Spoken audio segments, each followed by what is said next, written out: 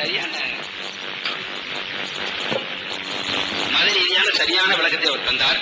அது நாம உங்களுடைய ஈமானது, அதுல நான் தலையிடக்கூடாது. அது நபிகள் அவர்களுக்கு ஹீரா மலைக்குகையிலே வகி வருகிறது. அவர் உம்மி நபி, எழுத பிடிக்க தெரியாமல் இருக்கிற அவருக்கு ஹீரா மலைக்குகையிலே வகி வருகிறது. வருகிற வகியை வாங்கித்தான் அவர்கள் சொன்னதாக ஒவ்வொரு வசனமாக இறக்கப்படுகிறது. எனக்கு ஓரளவு உங்களை குர்ஆன் நான் ஓரளவு பாடம் கேட்டிருக்கிறேன். படித்ததில்லை, ஆனா நான் நிறைய பாடம் கேட்டிருக்கிறேன். உங்களுடைய அவுளியாக்கள் பாடம் கேட்டிருக்கிறேன். எங்கள் ஊரில் இளமையிலேயே உயர்நிலை பள்ளியிலே எனக்கு பாடம் கிடைத்து விட்டது. நீங்க சொன்ன செய்தியிலிருந்து நான் கொஞ்சம் பிடிச்சேன், வேற ஒண்ணும் இல்லை. அது போகட்டும், அது எப்படின்றதை தீர்மானித்துக் கொள்வோம். ஆனா என்னுடைய அழுத்தமான நம்பிக்கை அதையும் சொல்லிடுறேன். கிறிஸ்தவ மதம் என்பது காலத்தால் அண்ணன், இஸ்லாம் மதம் என்பது காலத்தால் தம்பி. உங்க ரெண்டு பேருக்குள்ள வேறுபாடு இருக்கிறதா நினைக்கல. பின்னால பிரிந்து போய்விட்டீர்கள், இனிமே அந்த கதையை பேசி பயன் இல்லை. ஆனா உங்க ரெண்டு பேருக்குள்ள முரண்பாடு வருவதே ஒரு சரித்திர சோகம் என்பது என்னுடைய தனிப்பட்ட கருத்து. அது அப்புறம் இருக்கட்டும், அது கொஞ்சம் போனா இந்திய அரசியலுக்குள்ள வந்துருவேன். என்னுடைய வழக்கம். முதல் கேள்வி உங்களுக்கு வைக்கிற முதல் கேள்வி, இது அன்றாடம் நடந்து கொண்டிருக்கிறது. பெரிய குற்றச்சாட்டு உங்கள் இஸ்லாம் மதத்தின் மீது வைக்கப்படுகிற மகத்தான குற்றச்சாட்டு. இப்ப பாகிஸ்தானுக்கும் இந்தியாவுக்கும் கிரிக்கெட் போட்டி நடக்குதுன்னு வச்சுங்க.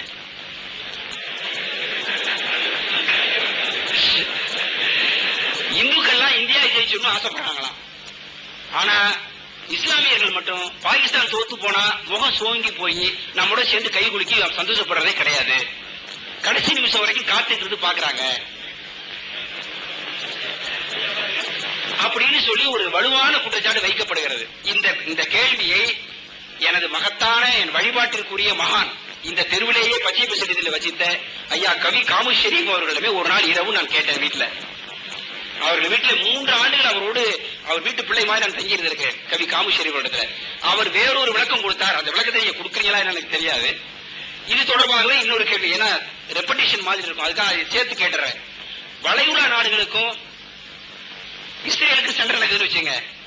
நீங்க இந்தியாவில் இருந்துகிட்டு வளைகுடா நாடுகள் தான் வெற்றி பெறணும்னு ஆசைப்படுறீங்க.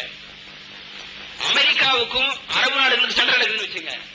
இந்தியாவில் இருக்கிற முஸ்லீம்கள் எல்லாரும் இந்தியர்களை போலத்தான் அந்த பிரச்சனையை அணுக வேண்டுமே தவிர அரபு நாடுகள் வெற்றி பெற வேண்டும் என்று ஆசைப்படுகிறீர்கள் என்று சொல்லுங்க. ஆக இவர்கள் இந்தியாவில் வாழ்ந்து கொண்டே இந்தியாவுக்குரிய அரசியல் சட்டத்திட்ட நெறிமுறைகளை இந்திய மக்களுடைய நீரோட்டத்தோடு அந்த நாடி துடிப்போடு சேர்ந்து சிந்திக்காமல் விலகி நின்று மதத்தால் இந்த மண்ணிலிருந்து விலகி நின்று வாழ்கிறார்கள். இது சரியில்லை என்று சொல்கிறார்கள். உங்கள் பதில் என்ன?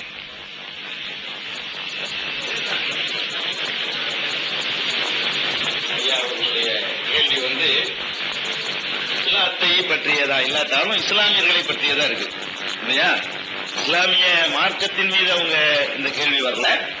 இந்தியாவில் வாழக்கூடிய முஸ்லிம்களுடைய நடவடிக்கைகளை வச்சு பொதுவாக இந்த மாதிரியான விமர்சனங்கள் என்றதை பத்தி செய்யறாங்க. முதல்ல விளங்கிக்கிறேன், வளைகுடா நாட்டுக்கும் இஸ்ரேலுக்கும் போர் நடக்குதுன்னு வைங்க.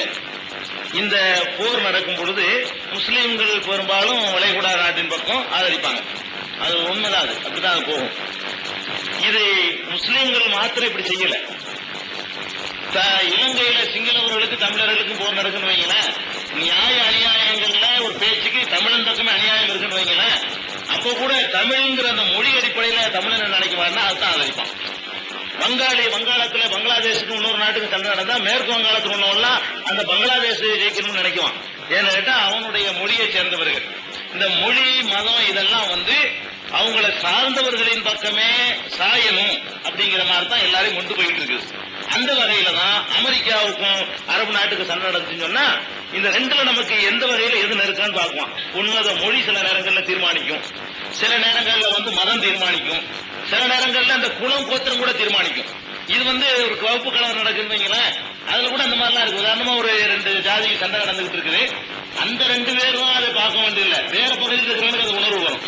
இந்த சண்டையில நம்ம ஜாதி ஜெயிச்சிடணும் எப்படிமா நியாய அநியாயம் ரெண்டாவது, நியாய அநியாயத்தை பார்க்க கூடாதுங்கிறது ரெண்டாவது.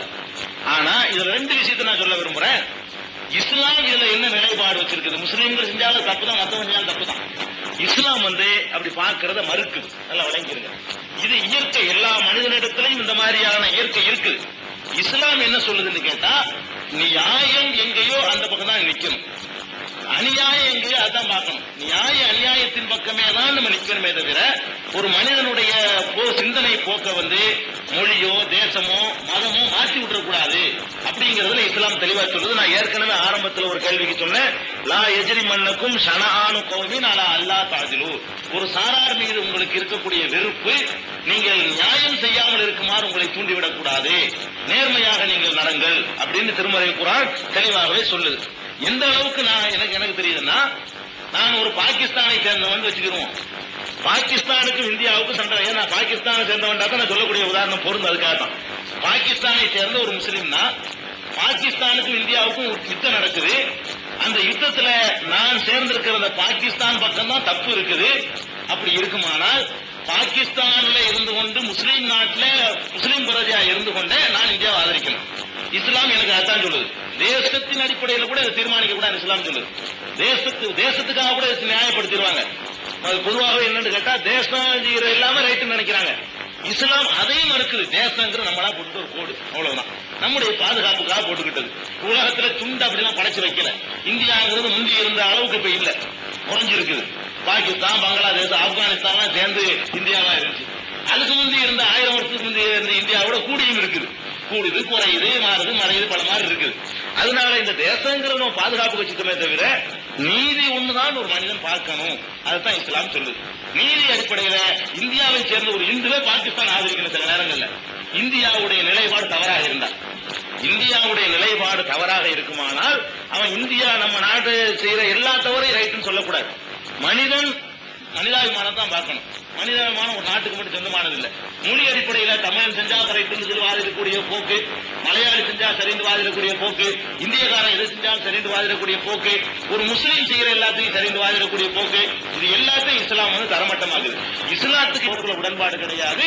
இஸ்ரேலுக்கும் வளைகுடா நாடுக்கும் போர் நடக்கும் பொழுது நான் கூட வளைகுடாவை ஆதரிப்பேன். அது இந்த நோக்கத்துக்காக இல்லை, இஸ்ரேலின் பக்கம் அநியாயம் இருக்குங்கிற காரணத்துக்காக வேண்டி. நானே செய்யக்கூடாதுதான்.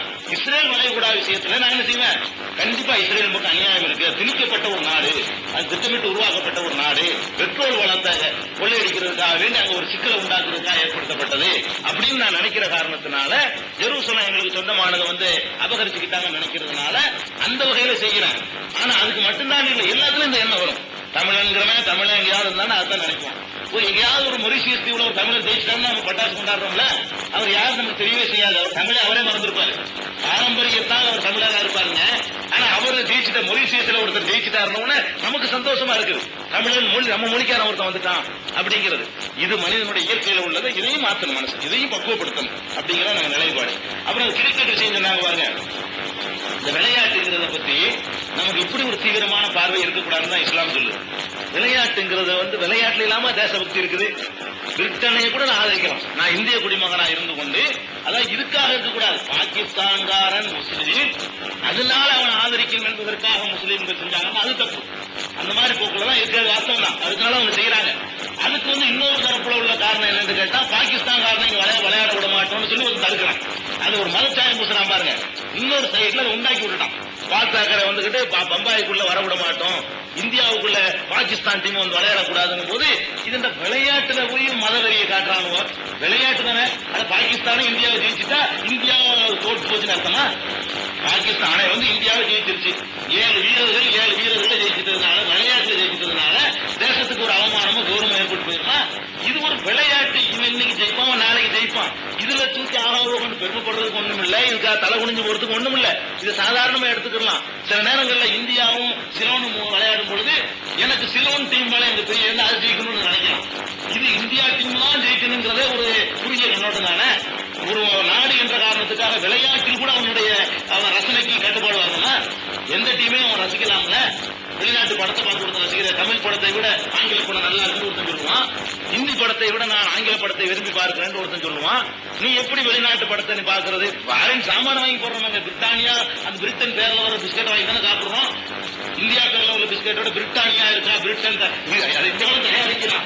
அது மாதிரி பொருள்களை எடுத்துக்கொண்டாலும் ஃபாரின் பொருள் இருக்குதா, சைனாண்டா கொடுங்க, தைவான் ஜப்பானா இருந்தா கொடுங்க, இந்தியாண்டா இது மாதிரி இருக்குல்ல, இதெல்லாம் ஒரு ரசனை. இதுலாம் தேசபக்தி அளக்கக்கூடாதுன்னு நான் சொல்றேன். விளையாட்டுகள்ல பொருள்களை உபயோகப்படுத்துறதுல இதுல எல்லாம் தேசபக்தி அளக்கக்கூடாது.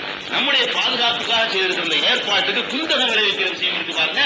அதுல இந்தியாவுக்கும் பாகிஸ்தானுக்கும் ஒரு யுத்தமே நடக்குது. அந்த நேரத்துல பாகிஸ்தானுக்கு ஆதரவாக, பாகிஸ்தான்ல உள்ளவன் இந்த நாட்டுக்கு ஆதரவாக செயல்பட்டான்னா அது மாதிரி உள்ளது. தேசத்தினுடைய பாதுகாப்பு குறைக்கிறது, கலவரங்களை உண்டாக்குறது, தேசம் செதறுவதற்கு உரிய அளவுக்கு வன்முறைகளை தூண்டுற விதமா பேசுறது, இதுகள்ல எல்லாம் தேசத்தை காக்கணுமே தவிர விளையாட்டு என்பது ஒரு சாதாரணமா எடுத்துக்கணும். இவங்க போய் ஆட்டம் போட்டம் கடுமையா கண்டிக்கத்தக்கது. முஸ்லீம்கள் அப்படி பண்ணாங்கன்னு சொன்னா, ஆனா தமிழகத்தில் அந்த மாதிரியான நிலைமை இல்லை. அவங்க சொல்லக்கூடியது வட இந்திய பெங்களூர்ல இந்த மாதிரி இடங்கள்ல சில நேரத்தில் நடந்திருக்கு. அதுக்கெல்லாம் காரணம் இவங்க அதை இந்து மதத்தினுடைய விளையாட்டு ஆக்கினாங்க. ஒரு சாரார் இந்தியாவுடைய கிரிக்கெட் டீமை இந்துவுடைய கிரிக்கெட் டீமா ஆக்கினாங்க. அவங்க அந்த மாதிரி ஆக்கி பாகிஸ்தான் வரக்கூடாது, நாங்க இந்துக்கள் ராஜ்யம், இந்துக்கள் ராஜ்யத்தில் முஸ்லீம் எப்படி விளையாடுறதுன்னு சொல்லும் பொழுது இவனுக்கு என்ன செய்யும், இதுக்கு இஸ்லாம் இந்துங்கிறாங்க, நம்ம இவங்க ஆதரிப்போம். விளையாட்டை இந்தியா தோத்து போனதுக்காக வேண்டிய ஒரு தடவை பண்ண அட்டகாசம் உலகமா காரியமான இல்லையா? கிரிக்கெட் ஸ்டேடியம் அடிச்சு அநியாயம் பண்ணாங்க, காட்டுமிராணித்தனம் பண்ணாங்க. இப்படி ஒரு விளையாட்டின் மீது ஒரு வெறி, இப்படி ஒரு விளையாட்டின் மீது ஒரு இது வர்றதுக்கு அது சரியானது இல்லை. அதனால சார் சொல்றதை முழுசா ஏற்றுக்கிற முடியும், அப்படி இருக்கக்கூடாது. ஆனா அதுக்கு காரணம் என்னன்னா, இன்னொரு சைட்ல பார்த்தது ஒரு காரணம், அதான் நம்ம சொல்ல முடியும். இனிமே யாரும் அப்படி இருக்காங்க இருந்தா கூட. அதே மாதிரி எல்லா தரப்புல விளையாட்டா பாருங்க, இதை வச்சு தேசபக்தி அளக்காதீங்க என்பது என்னுடைய வழக்கம்.